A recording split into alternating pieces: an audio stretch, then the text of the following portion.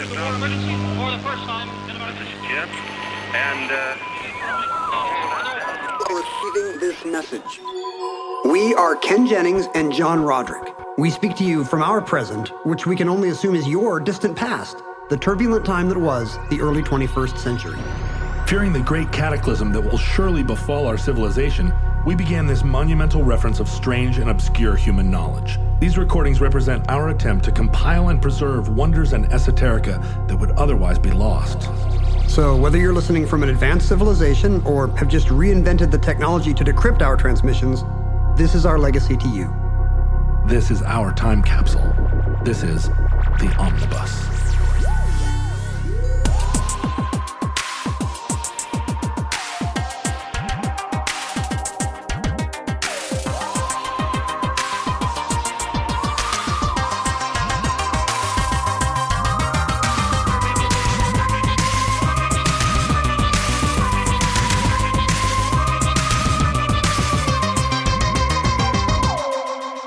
You have accessed entry 726.MT0908, certificate number 39341, Lisztomania.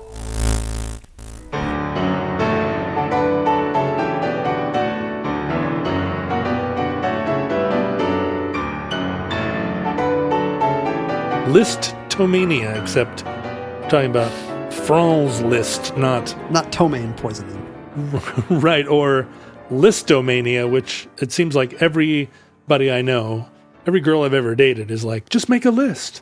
Look at all my lists. Lisztomania is when you like buy a copy of the Book of Lists and Book of Lists 2 in 1978 and put them in your bathroom. Well, then make a list of all the books of lists you have.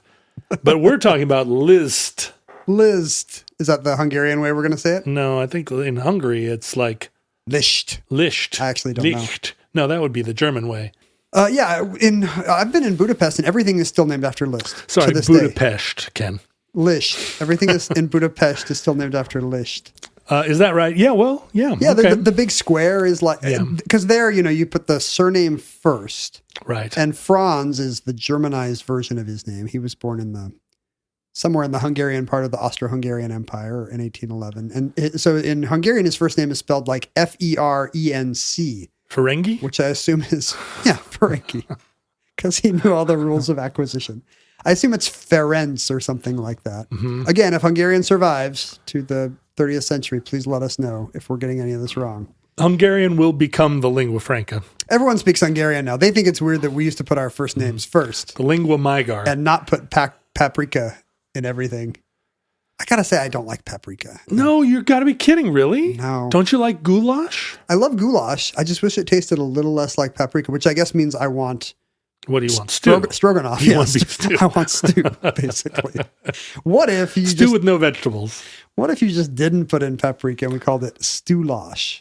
Have you ever, just before we started, you and I were talking about live theater, live performance, concerts. Yeah, we love to talk about that all stuff. The stuff that we're missing out. Mm-hmm. I was recommending you watch the Spike Lee concert film of the David Byrne Show. Mm-hmm. What's the closest you've been to some kind of live event like that just had the kind of communal fervor, like some kind of transcendental thing that the performers couldn't explain, the audience couldn't explain?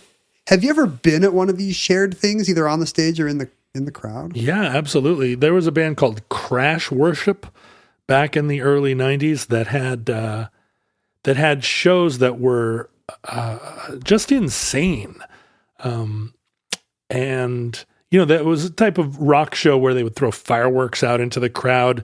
They would pour cooking oil on the whole crowd at one point. And throw a match. At one point at one of the shows, a naked woman on a tray that was covered with fruit was carried crowd surfing style over the crowd. And do you feel like the band provided her, or was she just? Did she just bring her own tray? BYOT. It's unclear, but we were, eating stuff off of the tray as she went, and kind of passing her along. Were you all covered in Wesson at this point? We were all covered in oil, because it's easier to mosh for sure. There was a ton of smoke in the venue, so it was like not just fog but smoke.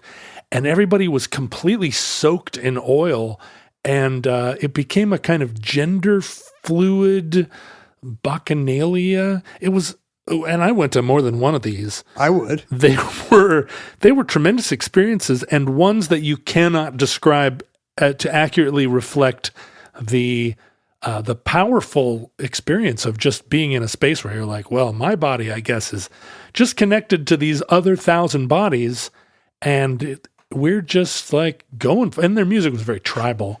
Well, that's what I was going to say. I mean, you left out the performance almost entirely. Well, because it wasn't a quality of the. It was a shared performance, but it was very, their music was very loud.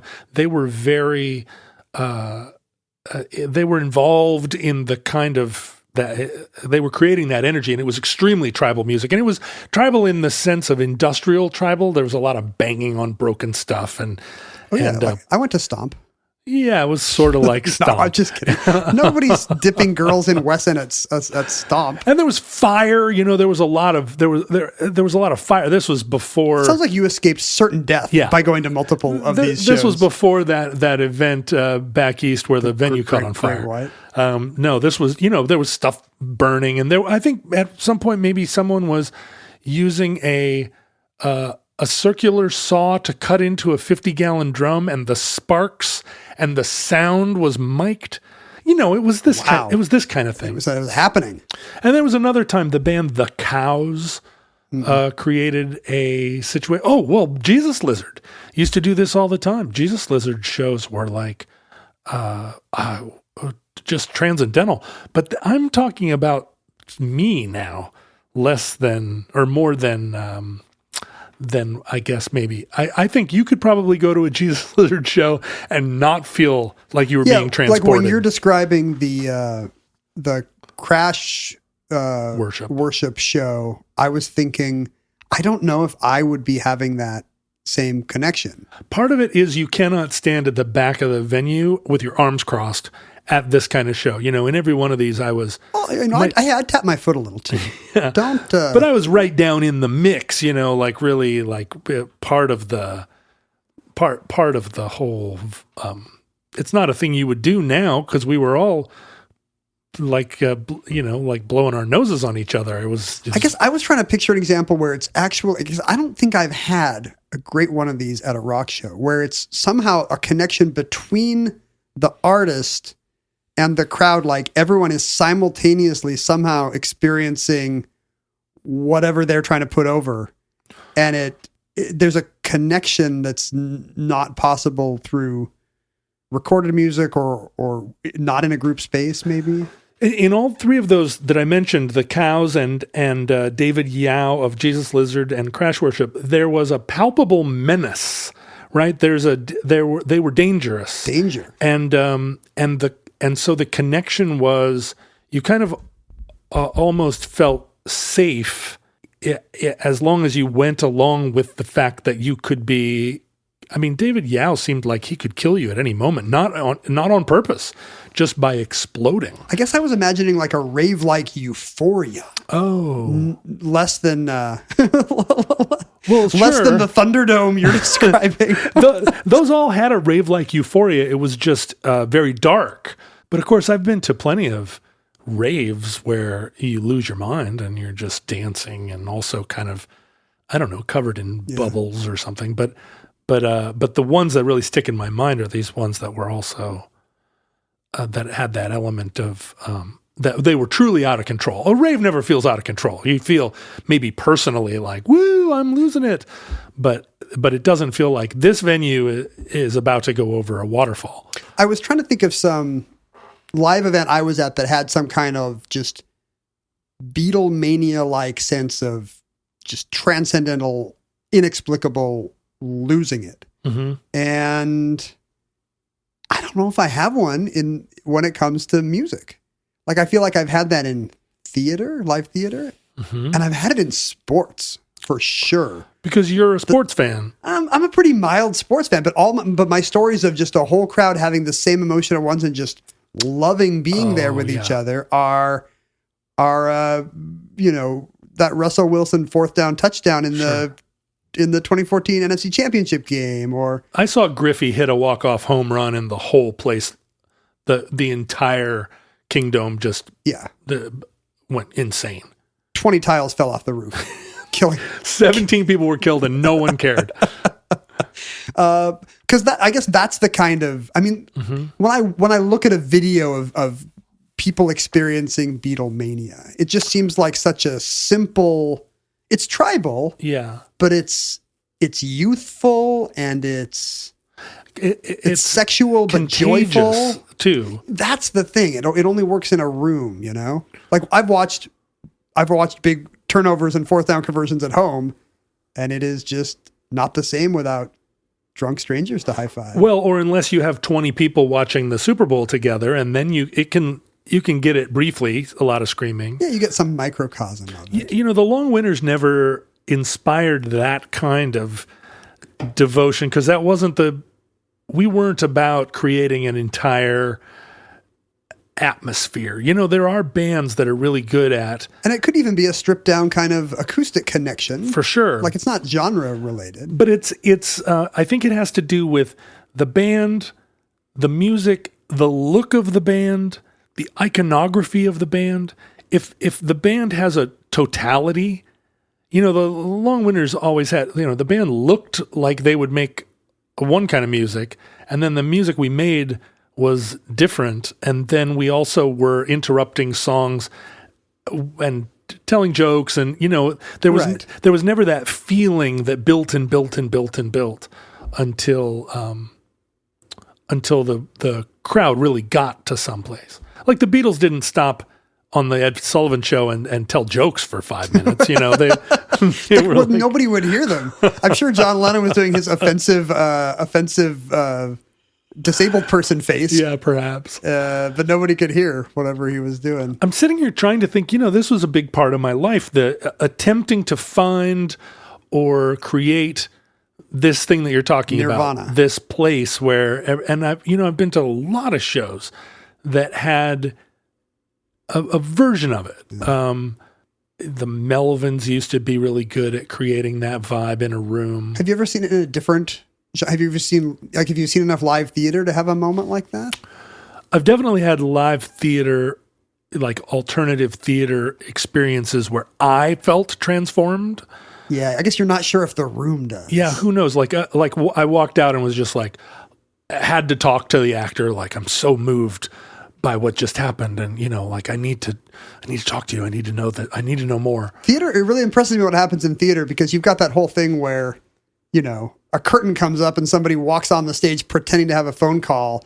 Like, well, as I told the mother, and you're like, oh, I'm here for 2 hours of this. Yeah. You know, and then somehow they do the magic trick where you're in it and it's real, and then it's better. It's more intense than real. I went to a lot of like one person shows where the writer and actor are the same, and she steps to the front of the room and she's talking over your heads to some imaginary parent or some drug dealer or whatever. And you're obviously not, she's not pretending to be on the phone. She's talking kind of to a ghost or to her imagination.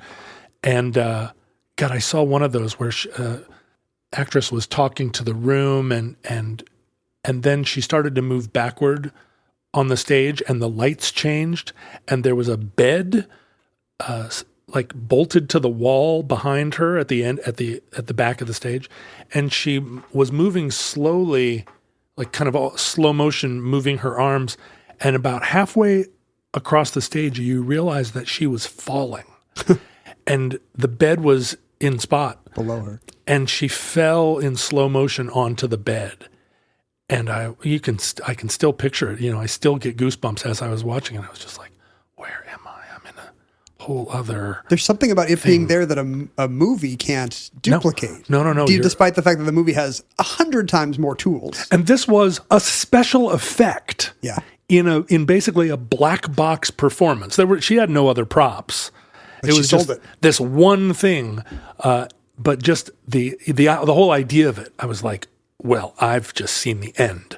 Like, what else is there now? I asked Mindy this last night because she loves live theater and she's seen a lot of shows, and we both kind of agreed that it was a show we'd both happened to see separately. Yeah, we saw it separately. But we had both seen Les Mis? Judith. Yeah, actually, Mindy said I saw Les Mis when I was 11, and that was it for me. Really?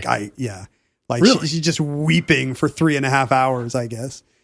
Some touring company of Les Mis. But no, we had both seen Judith Light do Wit on Broadway, which is a one-woman show about a woman facing cancer. And Judith Light did it in a hospital robe with her head shaved bald, and it's just her talking for 90 minutes.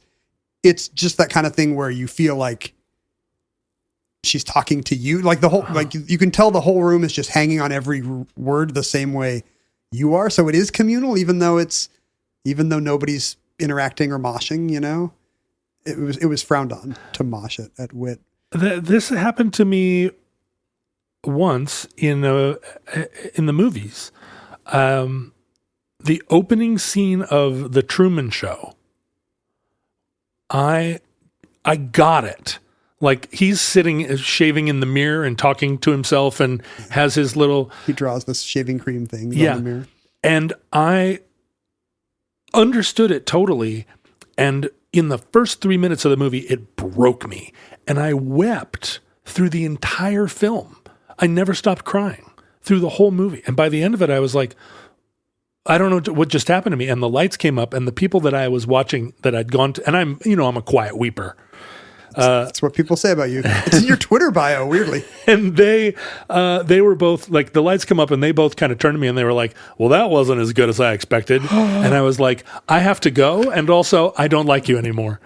Best movie of the 90s, maybe. The Truman Show? Yeah. Oh, you agree. I love that movie.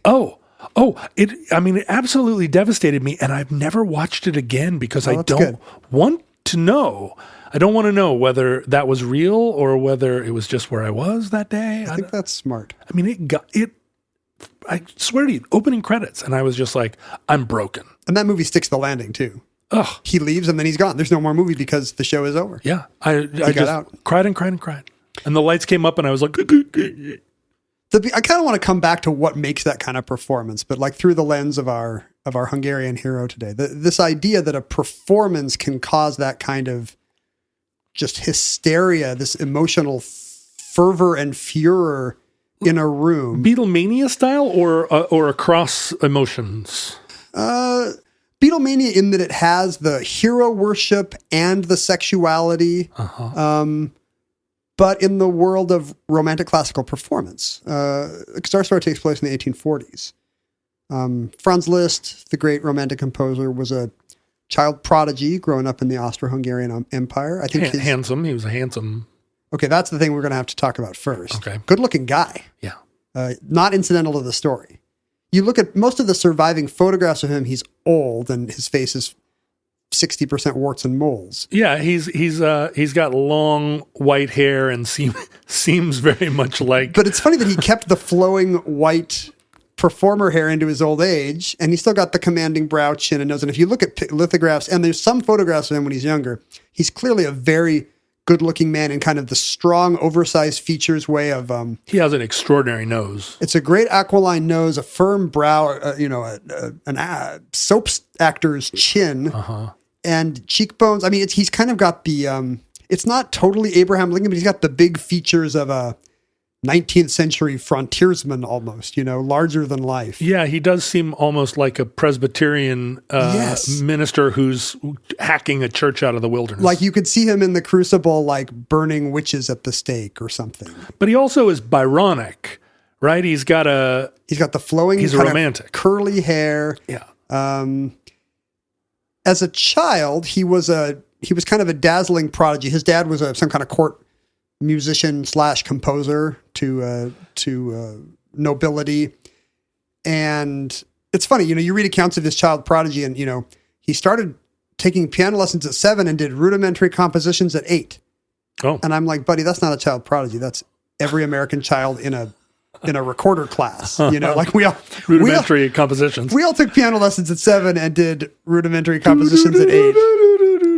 But I guess by 12, he was such a dazzling performer that people didn't think he was performing. Like people would say, the crowd would yell trickery when they saw this kid doing what he was doing on the keyboard. Oh, fancy. And he would have to start performing with his back to the audience so that they could actually see that there was no fakery going on.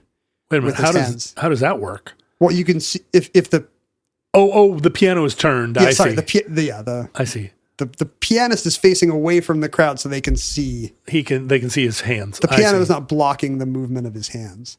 So he has a dazzling future ahead of him. Trickery. Apparently. He's the flavor of the month. Mm-hmm. People are basically he's already so good that people can't believe it. Then his dad dies. He ends up living in obscurity in Paris as a young man, trying to support his mom just by. It's almost like a sad 20th century jazz prodigy story. He's giving lessons to kids. Does he become a junkie? Even worse, he considers joining the clergy. Oh dear. He's decided that, he's kind of burned out on fame at 19 or whatever, and now it's time to take orders. But he's not making a ton of money. Is that he doesn't have a royal patron? No, which is what it took back then. Yeah, right. You couldn't just rise to musical success by being dazzling. You needed to have, Bach was a Kapellmeister. He had a good solid church job, and even Mozart had to have, an empress or an emperor to keep him in wigs and sure. velvet. That's a big part of that other movie that made me weep from the beginning to the end. But I really saw myself as a Salieri. It wasn't really until Beethoven that you had the idea of a composer who's so good that he can just do it, take it to the people. So Liszt is of that era, but he's still sadly giving lessons. And then one night in 1832, he goes to see Paganini. I just realized it would be funny if he went to a doctor and the doctor's like, the great the great violinist Paganini is in town. And Liszt says, but doctor, no, he's essentially given up on music. And then he goes to see the great violinist Paganini. And he has this kind of fervid epiphany experience that we're talking about here. The Holy Ghost descends. Oh, it's he who has the experience. First. I see. Yeah. I see. And, it's what people maybe said about him as a kid and would say about him later, that he can't believe what the guy's doing. And I didn't know this, but Paganini, I guess, was like, I think maybe serious music critics hated him because he was the showy guy. Oh, the Liberace. Yeah, he's Victor Borge. Like he's doing all the, he invented new techniques. So he'd be doing pizzicato and arco at once and doing guitar style playing stuff. Behind his back. I mean, he's not Jack Ben, he's not like doing goofy stuff. He's not a comedy act, but he's intentionally doing very showy, flowery, over the top things that a purist would disagree with on the violin. Right. And the crowds eat it up. Women eat it up. He's selling out concert halls. And, I'm not saying it's bad performance. Like, apparently he was not a great violinist when he got away from his showpieces. Oh, interesting. So he wasn't a Jimi Hendrix who was like... could do anything. Can do anything, and so is also playing with his teeth. Yeah, maybe his violin teacher hated all this. Well, I mean, they say about Liberace that he was a fine pianist, but not like a great one. That seems right. I don't know. Like if you told me that actually... Is Elton John a great pianist? Is Billy Joel? I think not, sir. Billy Joel is the best pianist on Long Island right now. And so anyway, this rekindles his love of music, seeing this guy just do things you can't believe are possible on the violin. And I realize that's a kind of stage show I've been at too. You see Cirque du Soleil or something. How can they do this? Yeah. Or Penn and Teller even. Like you see it as really well done stage magic. The whole audience just has this collective gasp of, I can't believe this is real. Right. I had dinner at the Magic Castle one time and went to some shows there. And in every case, I believed it was real. That should be your Apple review for the Magic Castle. You will believe your eyes. So that returns Liszt to this idea that he should be a professional musician. It turns him away from the church. Okay, now have you ever had an experience as a performer where you watched a performance and said, oh, now I get what it means to be a performer and I'm going to incorporate what I just learned? The problem is I'm not really a performer. Like I've been in that kind of zone. 1 million Jeopardy fans would agree. Anyone who has ever heard a Jeopardy anecdote given by or to me. No, I mean, honestly, yeah. If you're talking about that arena, watching Alex Trebek host as a kid, I thought, this guy's not glib like Pat Sajak. Sure, anybody could do this. Yeah, like this is a bit of a, he's kind of a Canadian drag. And then actually, first of all, he got better by the time I started seeing him up close. And then just realizing how hard the job was he was doing. Yeah. It almost was like, when you got to the level you could understand it, it was like watching a figure skater hit a triple axel when he'd come out and, he'd have to just off the cuff hit 3 different points and then segue flawlessly into the game and then read 61 clues in that kind of graceful baritone and never make a mistake and keep the pace of the game up and follow everything at once. But that was more like watching an athlete, I think. As a performer, I've seen people give just great kind of TED Talk style things, which is a thing I do. Yeah. I saw Brian Stevenson, the Center for the Justice Equality, the death row guy, Michael B. Jordan played him in the movie. He's like a criminal justice reform advocate guy. Yeah. And he is just an amazing speaker. And I'm sure he has given the speech I saw to weeping white liberals 100 times, and they all opened their wallets just like I wanted to. But it was so good. And I just thought, I wish I could do that when I do it. Like, what could I do that would be more like that? Well, see, that's the thing. I think in order to appreciate seeing a great performer, you have to already be in the game and know what the stakes are and know, because you can watch somebody and be like, oh, that was, wow, that was impressive. But you don't know the degree of difficulty. Yeah. And then, because there have been a few musicians that I've seen or performers, like people giving talks or comedy, all the stuff that I try and do, hosts. And there have been only a few where I said, well, Jesus, that's a, maybe I shouldn't say Jesus. That's a swear word. It's a religious experience when you see one of these. Jesus. You said to him. Oh, Jesus. Like that is something I can't do, right? You see so many performers where you're like, well, yeah, I mean, I do a thing like that. But to see somebody that's it makes you want to quit. Oh, wow. Right. Or steal everything, right? Yeah. To just be like, oh, now I'm gonna reevaluate my whole idea. So Liszt reevaluates his whole idea.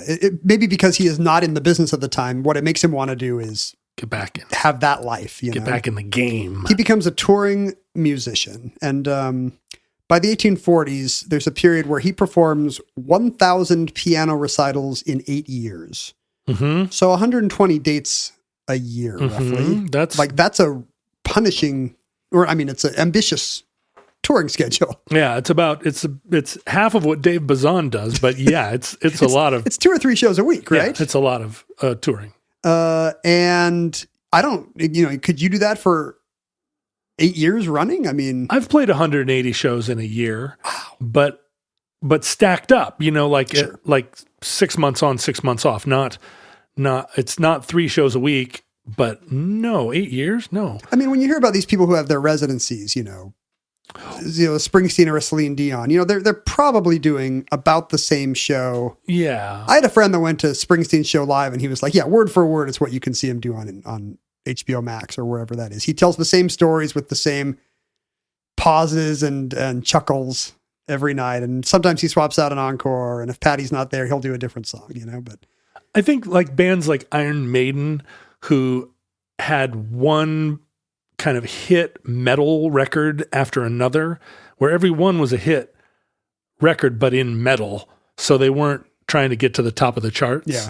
I think they left on tour in 1980 and they didn't stop touring until somebody in the band left. And Dylan did that for decades too. Right, and he could I think he would just play anything in his catalog. Willie Nelson. Exactly. Yeah. And Liszt was sort of like that. Like in one residency, he rotated through 80 different works, 50 of which he could play from memory. Wow. So there's the child prodigy. He's also a composer. He's playing his own stuff and other people's works. Covers. Yeah, he does covers. Uh-huh. Like he'll do The Night They Drove Old Dixie Down. He'll do Beethoven. And at the end, Beethoven and Meyerbeer and everybody come out, and Chopin, they all do My Back Pages together. And immediately it's clear that 3 things are happening. One, his compositions are incredibly imaginative. He is as good a composer as there is. Number two, his technique is just dazzling. It's everything he loved about Paganini. Like, to this day, there's debate about whether he was the greatest pianist ever. I don't know if that's a field that has incremental advancement the way gymnastics does. The greatest pianist or the greatest performer? I think both, because I'm about to get into, this is just straight up technical proficiency. Okay. He is a virtuoso like no one has ever seen, and people can tell. And partly they can tell because he's selling it. The third thing is he has this hypnotic effect on the audience. He seems to be in a kind of rapture. He is swaying on the bench in a way people have never, you can kind of imagine like Norah Jones doing it or something. This guy's doing it in 1840. Okay. And people have never seen anything like it. He appears to be having kind of a out-of-body religious experience. Yeah. He's a beautiful man. He's got this hair he can toss back and he knows it. Oh, so he's the prototype of the flamboyant conductor or the... Sure, Stokowski, or up to Freddie Mercury, one of these kind of frontmen. Oh, well, I think of it in terms of classical music, the long-haired first violin that is super flamboyant. It's like Stokowski with the long hair and But then, of course, prototype rock and roll. Proto glam rocker, I guess. And, we should say, there has been a movie made called Lisztomania, which kind of takes advantage of this idea that he was the original rock and roller. It's a Ken Russell movie. Oh, I didn't know It's that. over the top. There's enormous penises. Ringo Starr plays the Pope.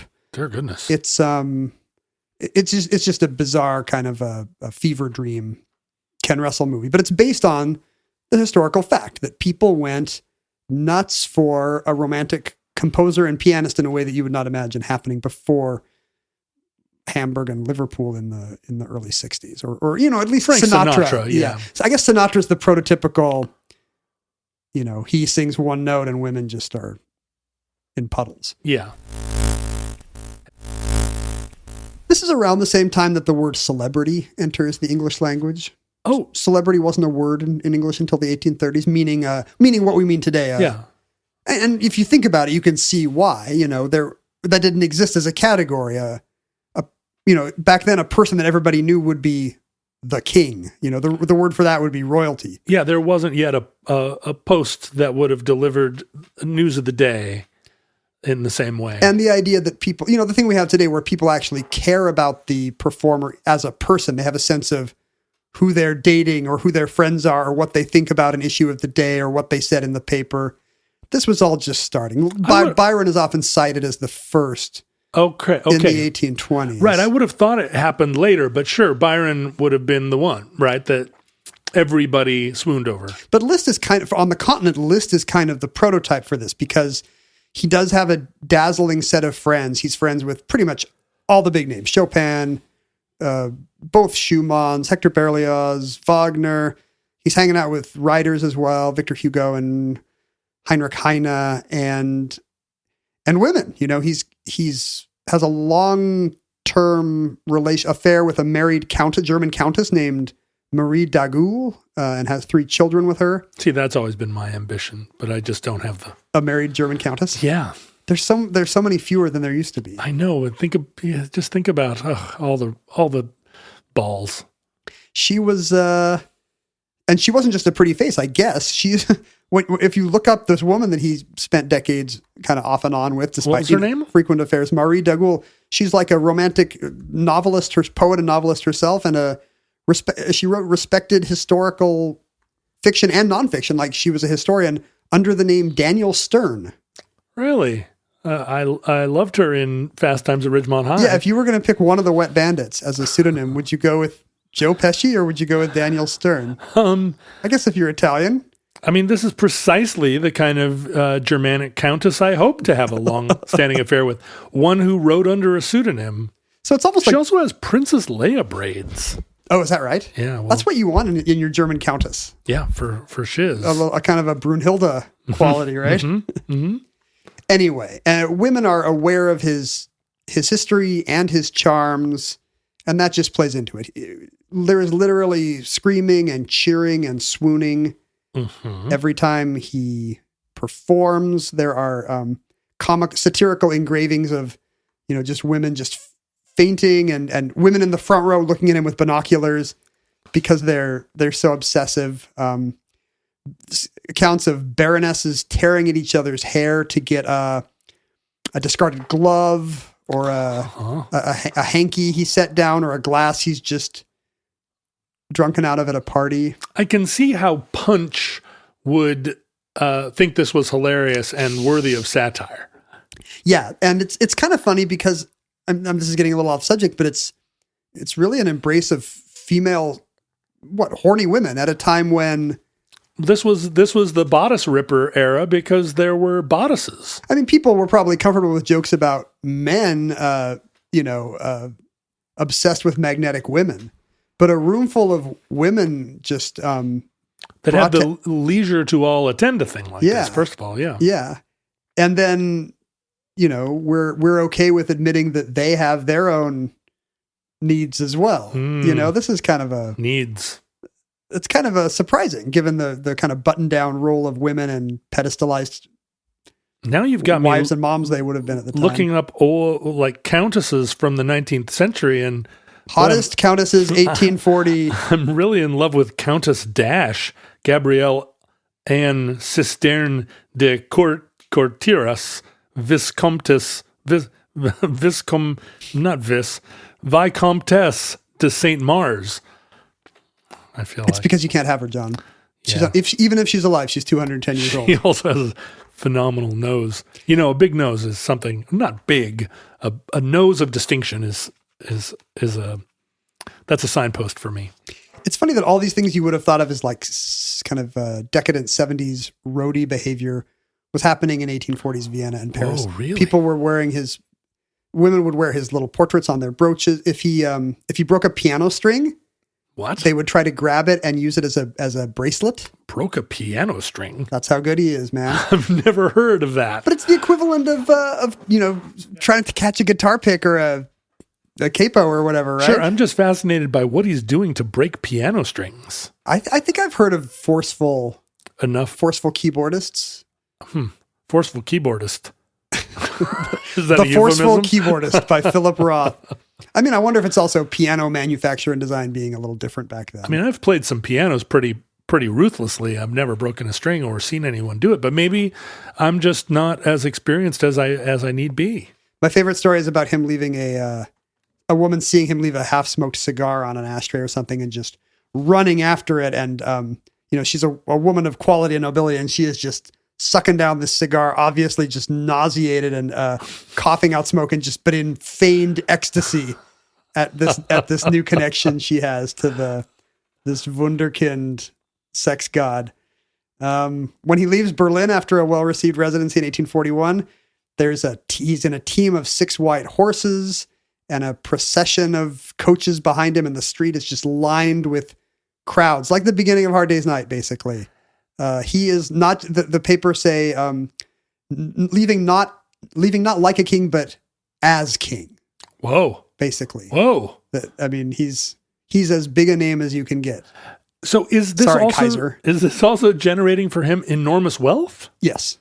He is doing incredibly well for himself. But the decadence of the 6 white horses is the style he's become accustomed to. Sure.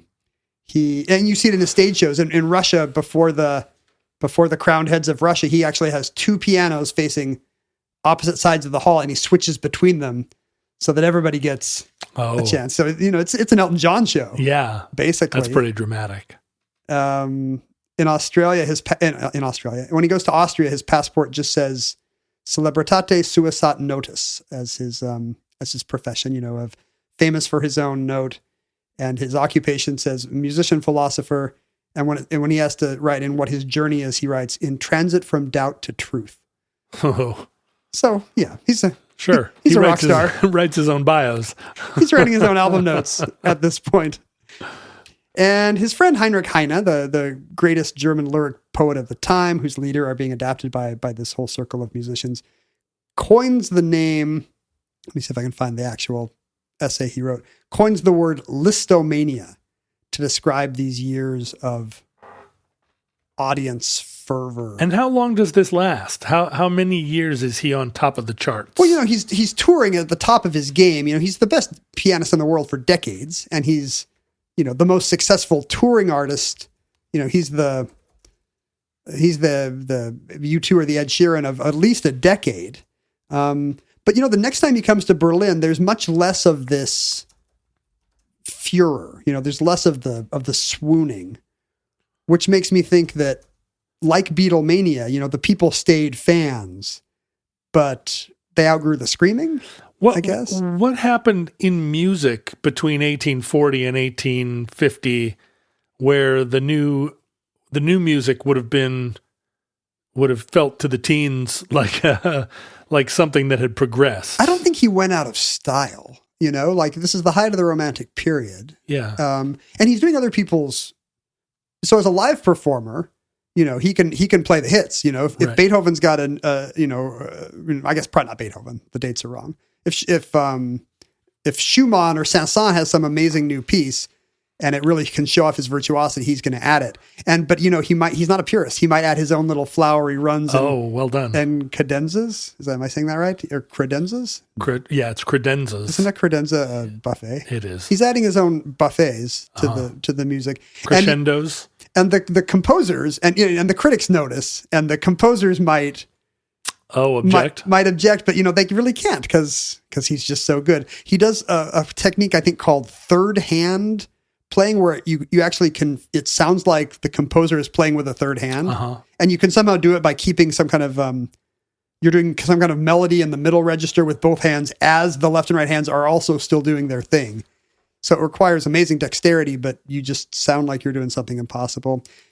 He does a Beethoven show and adds a Meyerbeer composition called Robert the Devil for an encore. And he says he doesn't want to do it, but the crowd was screaming for the hits, and he had to come back out and do Robert the Devil. Sure. Just like a modern performer. And the papers joke that someday he will be called he will rise to heaven and will perform for the angels, and they too will want to hear Robert the Devil, and he'll have to do it for the heavenly throng. Did he play the Battle Hymn of the Republic? Did he do like all the hits? I mean, he really is essentially doing kind of timeless sellout material. I mean, I guess back then, when you play Beethoven, it doesn't seem like you're doing She'll Be Coming Round the Mountain. Right. Like that's the equivalent of doing, some Dylan evergreen piece, or I don't know, what's a good example of this? It's just like doing like a Rolling Stone or something. Yeah, right. Then let it be. Or even, at this point, more recently, it's going to be like doing Where the Streets Have No Name, or Shake It Off, or go up as far as you want. Well, it feels like this is all happening just before the like popularization of the piano, right? Like the piano was new in 1700. It's not going to be in your parlor. Yeah, it became a rich woman's middle class salon, thing. maybe. A middle class access to a piano was mid 19th century, or a little later, and so this would have been a time when this kind of event would have been one of your only opportunities to hear this music, right? You wouldn't necessarily be sitting down and playing this at home. Right. I mean, you don't have another way to hear music. Basically, you have to go to a hall. I'm looking through the original Heine essay.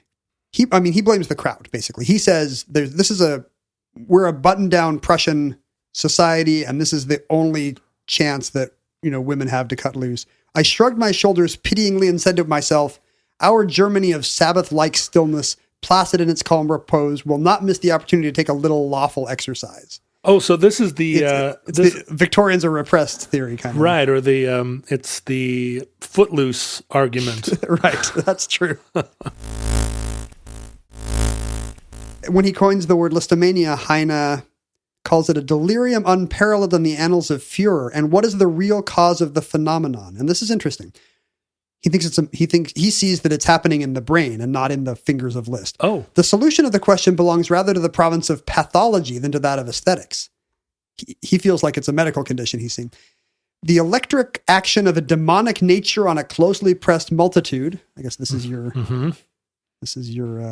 cows. Causes or Jesus fornication. Lizard Show. The contagious power of the ecstasy, and perhaps a magnetism in music itself, which is a spiritual malady which vibrates in most of us.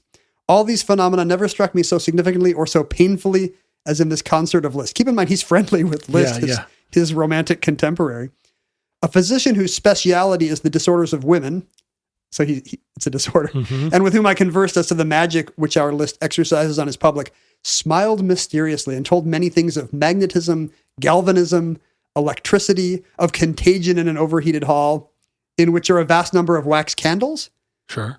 And as many perfumes. Super hot. I guess without those, it's just like the cooking oil. But this would have been... Perspiring mortals, of histrionic epilepsies or stage fever, of the phenomena of tickling, of musical cantharides, and other subjects which I have, I believe, relation to the mysteries of the bona dea, which is like a Roman fertility rite. This was written when? Mid-1840s, I think. 1844. So he's still seeing it as a mental disorder, kind of a hysteria of women. Well, no, I would think that would be very modern, considering how long before would it have been attributed to demons? Right. I mean, I guess part of being a romantic is you have a broader view of... Yeah. A less purist view of religion. He never once refers to it being a spiritual malady. It's all this new realm of the body. And it's the mesmeric electricity of the organ and the brain. Yeah, how extraordinary. The Prussian papers call it a St. Vitus dance. They relate it back to we've done an omnibus on these. We did. Medieval dancing fervors. Sure. Well, also probably similar to a crash worship show. And in fact, the audiences were compared to Turkish dervishes. So apparently they're getting up. Oh, they're moving too. Apparently. I mean, you wouldn't... Pre-Pentecostal. I guess. Was there any bona fide religion that had an element of euphoric dancing? Not in 1840s Europe, right? I mean, it would have been seen as if they knew about it, it would have been seen as maybe a suspect province of Eastern religion, right? Or American kookiness. Comparing it to the Turkish dervishes is Sufi, Islamic mysticism. Yeah, sure. So no, I don't think there would have been much of casting around for religious parallels. All Heine can think of is Roman fertility rites. He has to go back basically to almost before Christ. Well, and it's interesting that and he blames wax candles. Hungary would have been right pressed against the Ottoman Empire. Like Austro-Hungary and the Ottomans would have been, that they're vying for that whole territory. So interesting that there wasn't more kind of... We're not allowed to say it's adjacent, but they are Ottoman adjacent. Another thing to think about is that apparently Liszt did have a promoter whose name I can't remember, a very smart, a guy named Bellini, who was a very smart, get the word out tour. Mm-hmm. What do you call the guy? A promoter, right? Yeah, every band needs one. But for the most part, he's doing Beatlemania in an age without any of McLuhan's hot media. Like the best people could do is hear in the papers, or from a society friend, that there's an amazing new performer. He's a publicist. You can't, but he's getting all this. The thing about Beatlemania is you felt like the world was experiencing at once. Of course, you had to scream. You were hearing people scream at the Ed Sullivan Show. You'd seen the people screaming at JFK. Right. Like here, you have none of that. All you can do is read in the paper that he exerts a fantastic effect upon the audience, and yet people are still just going there and going bananas. And it's happening. And I wonder whether just one person sparks it off or whether it really, I don't know imagining sitting on a hard bench and watching someone play the piano, no matter how many times they flipped their hair. The fact that it's classical piano, it's not the most, it doesn't seem like the most, maybe that's my cultural limitation that I can't see 19th century romantic music as anything but a little bit fusty. Is there any talk about how tight his pants are? I think that sometimes plays a role. Sometimes a half-smoked cigar is just a cigar, John. One theory I had thinking about this is, I guess it's kind of adjacent, as we often say, to that Cirque du Soleil thing of not being able to believe what you're seeing. Like if he's literally doing something no one has seen before, I feel like often when I've had that experience of just not being able to, just having that kind of transcendent, I can't believe this performer experience, it was because I was seeing something new, like, I just read the Mike Nichols book that came out last year, and it's, if you're interested in movies or theater at all, it's amazing. And it just talks about him as a kid he saw, I guess Elia Kazan directed Death of a Salesman and Streetcar Named Desire like 6 months apart. Isn't that amazing? And young Mike went to both.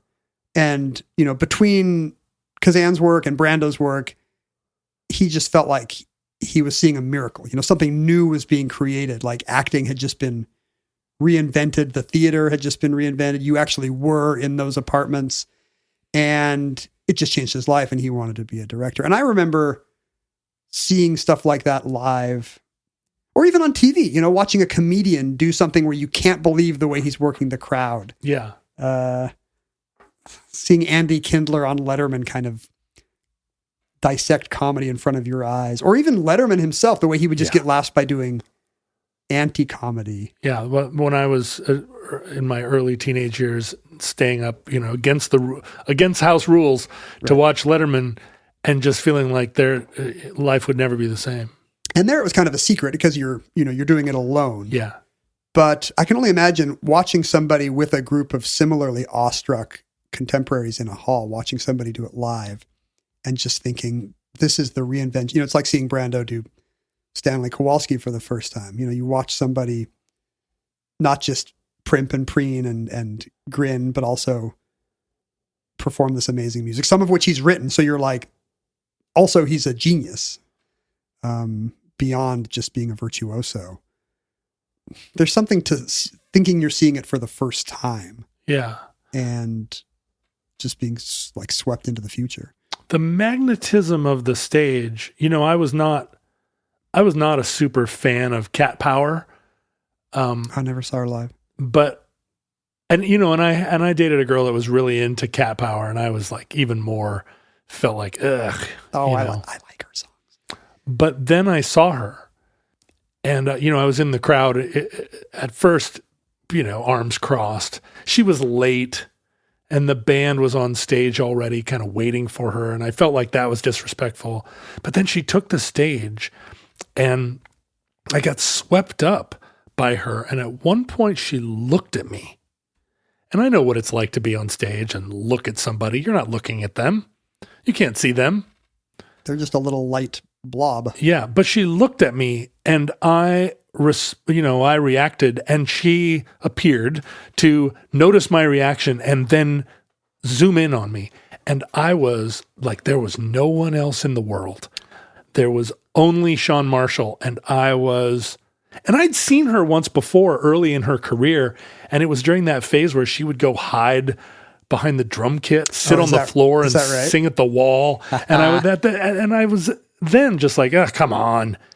But this one performance, I was just like, well, I belong to you forever.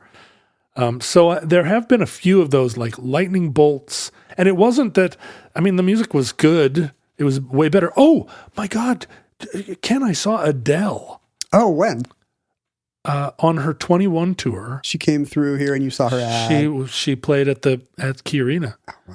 And I had no idea who Adele was, and I got a text message from a friend who was like the promoter of the show, and he was like, "Hey, of all the people I know, you're the only one I know that would go to see an Adele concert, not knowing who she was." And I was like, "Yeah, I guess you're right." He was like, "Okay, well, you got to, your ticket at will call." I had never heard of her, but she was playing the Key Arena, so she must be a big deal, right? And I went and kind of sat down. It was a good ticket, promoter's ticket.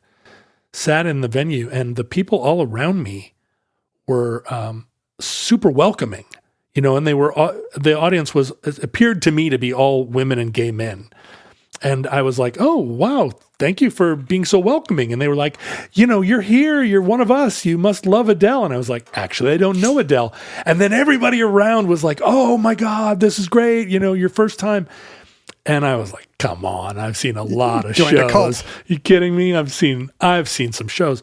And then she takes the stage, and I became an instant fan. And then the whole night, it was like, I would have followed her anywhere. I still would. I mean, I still believe in Adele. If she calls as a church, and she is raising up an army, she is fully a church, and I was there. I saw it. You are. It's interesting that as a straight male describing these experiences with two different women performers. Yeah, and I assume the crush is an element of the connection. Because then you're moved, deeply moved, because you feel that electricity. Those young women that felt like they were in love with the Beatles, they felt like they were experiencing the love for the first time. Yeah, there's something about music where you feel known, seen and known, even though the person isn't exactly standing there touching you and speaking directly to you. The connection, because music is an emotional language. And so you feel like, I didn't understand myself until now. And that makes sense in the Romantic period when, they are adapting all these lyric poems and love poems. And that element is really grounded in the same way that, the Beatles are singing All My Loving and She Loves You and Love Me Do. And, they're singing about the same first flush of attraction that Liszt is hammering away about. Yeah. And that's the thing about music, right? There's no other thing like it. No writing is equivalent to it because it speaks in invisible words. That's what Stendhal said. It's the only art form that's only itself. It's not trying to resemble reality in any way. It's only itself. And that concludes Lisztomania, entry 726.MT0908, certificate number 39341 in the omnibus. Futurelings, in the unlikely event that social media still exists in your era, and you feel about Ken and myself like 1840s classical music fans felt about Liszt. I mean, podcasting it creates the kind of parasocial relationship that people felt about the Beatles. Like they're like, I've seen the lads clowning around. I feel like I know them. What good chemistry they have. They kind of been like, who before them had that? Maybe the Marx Brothers. We definitely do have the experience, a lot of people, and I believe it to a certain extent. If someone listens to the show and feels that common cause with us, I assume that common cause is real, right? You're not going to listen to somebody that you don't feel it's true has something to offer you. Like if you think you would get along with a celebrity, you are correct. Yeah, probably. And you should probably go into their house at night when they're out of town and go through their stuff. You should find Ken. He really haunts the same bookstore and hamburger restaurant. And tell him how much he means to you. But if you want to not stalk us and creep us out in person, but want to do it online, you can find us on all social media at Omnibus Project and at Ken Jennings and at John Roderick. You can email us, which is a delightful way to communicate with us without... Do you find email delightful? Cornering us. Some email. At theomnibusproject@gmail.com. And you can find other Futurelings wherever fans congregate.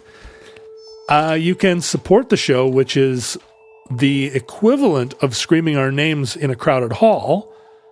You can do it by sending us a small contribution every month at patreon.com/omnibusproject. Just convert your screams and swoons into $5 or $10 a month to support the show.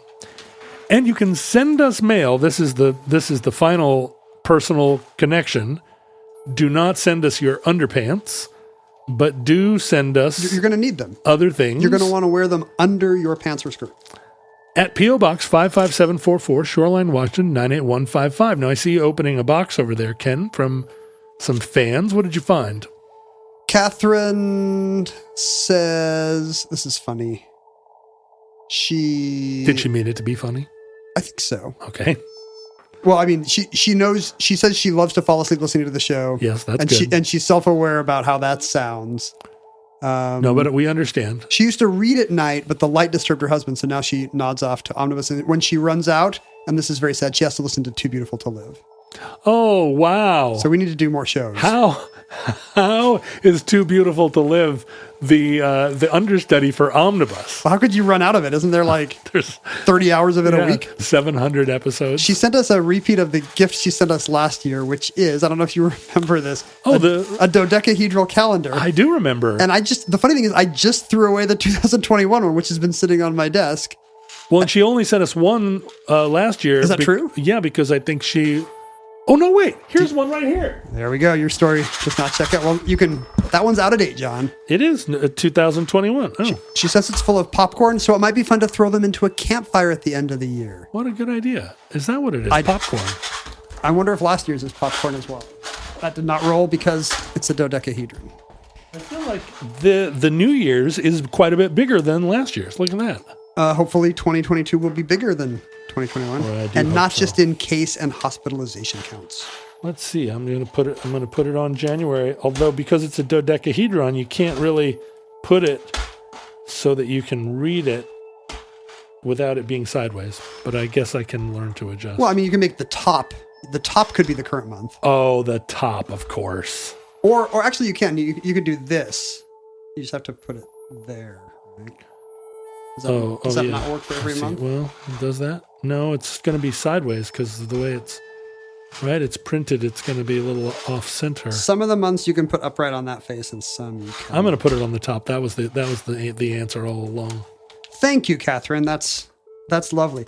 Speaking of popcorn, I heard somebody saying, because we've talked about death rituals on the show, I've heard somebody say their preferred method of death would be to have the mortician fill them up with popcorn and then get cremated. Well, that would only be funny for the mortician and only for if you have a 30 camera, seconds. If you have a camera in the oven, it's horrifying and beautiful. I guess you become the Jiffy Pop in that scenario. You swell up and explode. We got something sent from Grody. Skagway, Alaska. Oh, I've been there. I don't know. It looks like Mickey is the one who sent the gift, but on behalf of Robert, our listener, it is Alaska Wild Salmonberry Taffy. Oh, which connects the thread on the show of you being from Alaska and me being loving taffy. No, me being anti-salmonberry. Oh, that's right. You don't like salmonberry, but you do like old person candy because you're an old person. Oh, exactly. Yeah. I love a bowl of hard candy. Those Brock's ones that have the multicolored cross sections that stick together. You're telling me that you wouldn't eat that taffy? No, I'm going to have one right now. Okay. And you have to do the rest. No, I have to do the rest of the outro. Yeah. With taffy in my mouth. Listeners, from our vantage point in your distant past, we have no idea how long our civilization survived. We hope and pray that the catastrophe may never come. There we go. But if the worst comes soon, this recording, like all our recordings, may be our final word. But your problems allowed. Sticky. Yeah, all those people that have fallen asleep to the show are gonna wake up to your mouth sounds. For once, people are gonna hate my mouth sounds more than yours. We hope to be back with you soon for another entry in the Omnibus.